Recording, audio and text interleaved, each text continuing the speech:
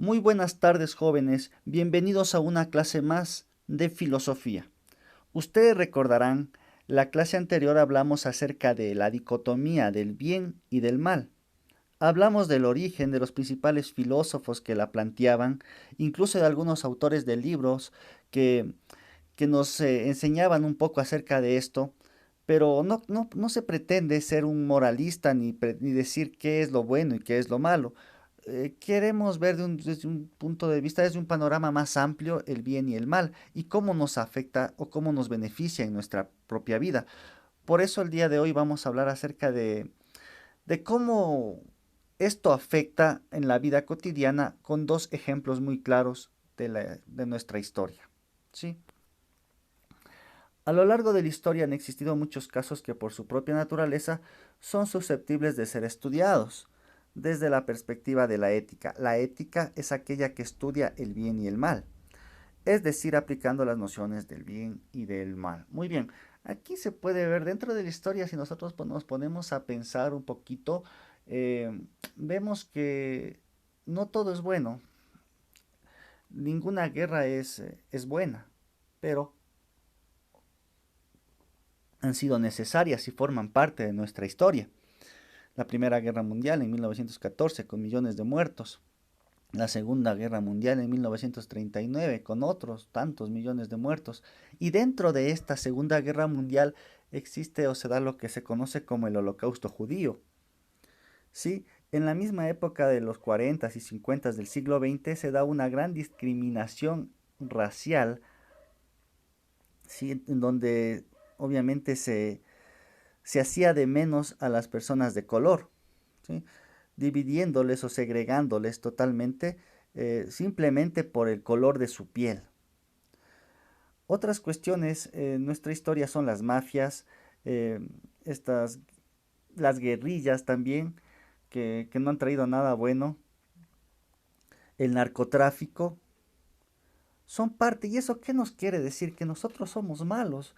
¿Será que el ser humano es malo por naturaleza? ¿Por qué ocurren estas cosas en nuestro mundo? ¿Por qué ocurre esto en la historia? ¿Qué estamos haciendo mal?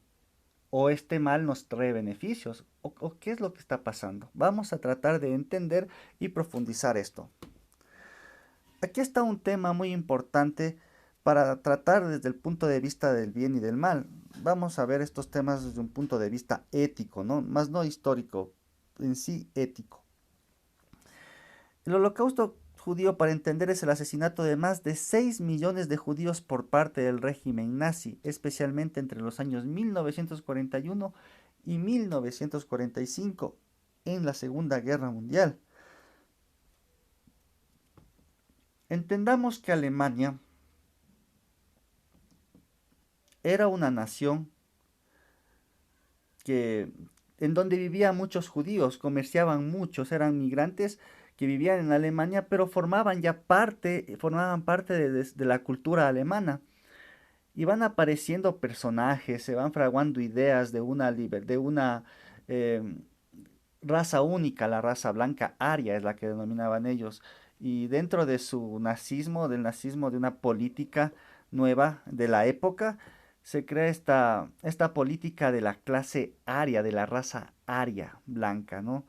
Y aquí aparece este personaje, Adolfo Hitler, quien propugna, quien impone estas políticas y, y para eliminar y tener una clase netamente pura, blanca, formar el Tercer Reich, un- una gran nación poderosa, solo de gente blanca, raza aria. Ese era el ideal de Hitler. Y para cumplir su ideal no le importaba ningún, para cumplir su fin no le importaba pasar por ningún medio, en este caso la matanza de judíos. Es un proceso de eliminación sistemática de todo un grupo social. Así se llamaba la solución final por parte de los nazis. Entonces fue un resultado de una tradición de antisemitismo en Alemania y en toda Europa, donde a los judíos se los ponía a trabajar en campos de concentración por varios meses Y posterior a eso, ciertos grupos de personas, siguiendo un protocolo no tan ortodoxo, se los metía en cámaras de gas donde fallecían. Y creo que, según cálculos de otros historiadores, son más de 6 millones los que murieron dentro de estas cámaras de gas, solo por el hecho de formar una supuesta raza nueva, raza pura aria, ¿no? Entonces no hay razón, no hay razón, ninguna razón existe para acabar con la vida de otro ser humano. Entonces, eso es lo que pasó. Para muchos de los funcionarios nazis carecía de importancia el bien y el mal. Bueno, en ese tiempo ellos simplemente cumplían órdenes de Hitler y no había más que un asesinato era un simple paso más, un simple trámite burocrático.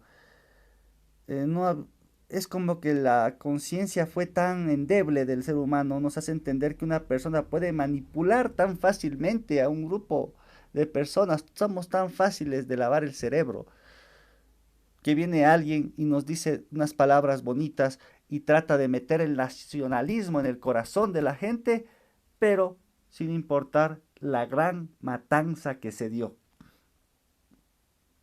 Esto no es en contra de Hitler, es en contra de nuestra propia naturaleza humana. ¿Cómo luchar contra esa maldad que tenemos dentro todos? ¿Sí? Otro ejemplo es el apartheid. Este término, que significa separación, hace referencia al conjunto de leyes y políticas de discriminación racial adoptadas por el gobierno de Sudáfrica en contra de su población negra. Estamos hablando del año 1948, en donde se firma el apartheid, ¿sí? Donde se dictan leyes con un sistema desigual impulsado por descendientes de colonos europeos. Bajo el régimen del apartheid, los negros no podían votar, debían vivir en zonas alejadas de los blancos, la educación era separada y de menor calidad para los negros, prácticamente no tenían derechos, y eso se conoce como discriminación, una discriminación organizada. Pues como nada de estas políticas, por suerte, no han durado, se dan las luchas sociales, en este caso luchas sociales con sentido, con mucho sentido. Aquí están, miren, la división en las playas mismo. Aquí nos dice que esa playa es para gente blanca. Aparecen personajes activistas políticos como Nelson Mandela, que lucha por los derechos de los negros, de todos los seres humanos, bueno, derechos iguales para todos los seres humanos.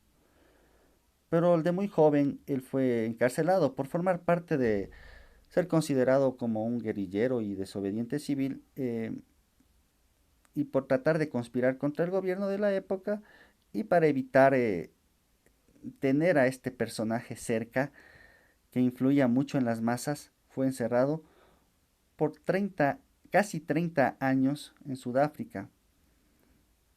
Muchos dicen que incluso murió en la cárcel, eso es el famoso efecto Mandela, ¿no? Pero ese es otro tema. Él no muere en la cárcel. En 1990, debido a la presión social, sale y trata él de buscar con ayudas políticas, económicas y de otros países eh, la liberación del apartheid.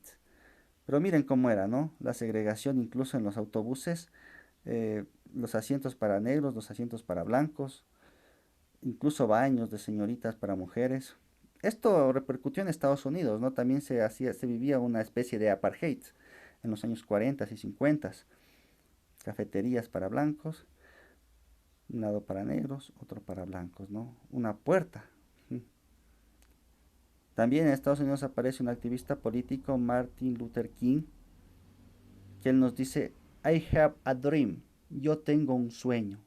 El sueño de él era que todos los seres humanos tengan los mismos derechos, que los negros tengan los mismos derechos que los blancos. Y se dio. Después se tuvo un presidente de los Estados Unidos de color, ¿no? Famoso Barack Obama. Pero chicos, entendamos esto de una manera más, no tan superficial, sino más profunda. ¿De qué manera nosotros nos integramos en estas realidades? Pues una manera correcta o incorrecta de actuar determinará el éxito o el fracaso de la conservación de las relaciones humanas, ¿sí? Entonces, miren, no debe importar eh, no solo el ser individual, yo, darnos cuenta que vivimos en comunidad, que vivimos con otras personas que necesitan nuestra mano, nuestra ayuda cuando es necesario. A eso se conoce las relaciones humanas, siempre tratando a los demás con respeto, sin importar nada, ¿no? Sin importar sexo, sin importar raza, sin importar nada. Y así se muestran los valores del respeto, la amabilidad, la empatía, ponerse en los zapatos del otro. La vida en sociedad. Como seres humanos tenemos derechos, pero nos olvidamos que tenemos también obligaciones, ¿no? Cumplir las leyes, acatar ciertas cuestiones. La solidaridad debe ser el eje en la sociedad. Una sociedad que no es solidaria tiende a fracasar.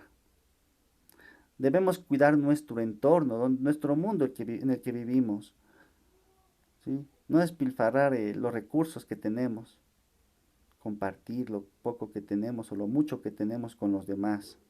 Eso nos hará ser una mejor sociedad, un mejor mundo donde vivir.